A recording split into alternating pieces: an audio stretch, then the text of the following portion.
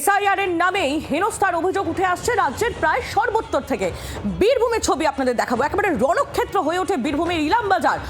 ঘুরিশা bus stand, school মোড়ে রীতিমতো জমায়েত, পথ অবরোধ, দীর্ঘক্ষণ যানজট। পুলিশ গিয়ে পরিস্থিতি নিয়ন্ত্রণে আনে, সেই ছবি আপনারা দেখছেন। বীরভূমের ইলামবাজারের এই ছবি আপনাদের সামনে এই মুহূর্তে তুলে ধরছি আমরা। ঠিক কেন এই পরিস্থিতি হলো জানবো। প্রসেনজিৎ মালাকার আমাদের প্রতিনিধি রয়েছেন আমাদের সঙ্গে টেলিফোন লাইনে। প্রসেনজিৎ, ঠিক কি অভিযোগ?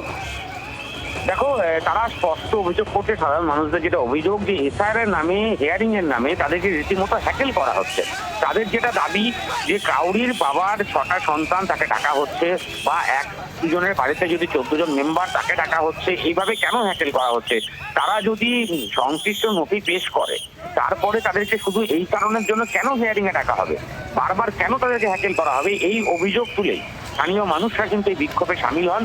রীতিমতো রাস্তা অবরোধ করেন। অবরোধ করার পর দীর্ঘক্ষণ পর পুলিশকে গিয়ে পরিস্থিতি সামাল দিতে হয়। কার্যত লাঠিচার্জ করার মতন একটা পরিস্থিতি তৈরি হয়। তারপরে কিন্তু পরিস্থিতি সামাল দেওয়া সম্ভব হয় পুলিশের তরফ থেকে।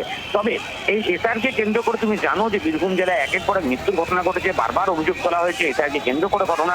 আর এরপরে এই যে বিক্ষোভরত পরিস্থিতি তৈরি হলো, এতে আরো এর আঁচ অন্যান্য কোথাও ছড়িয়ে পড়বে কিনা সেটাই কিন্তু এখন সব থেকে বড় চিন্তার বিষয় হয়ে দাঁড়িয়েছে বীরভূম জেলা পুলিশ প্রশাসনের কাছে। নজর রাখো প্রসেনজিৎ, ধন্যবাদ। প্রসেনজিৎ মালাকার আমাদের প্রতিনিধি ছিলেন আমাদের সঙ্গে। ঠিক কি পরিস্থিতি হয়েছিল একবার দেখুন।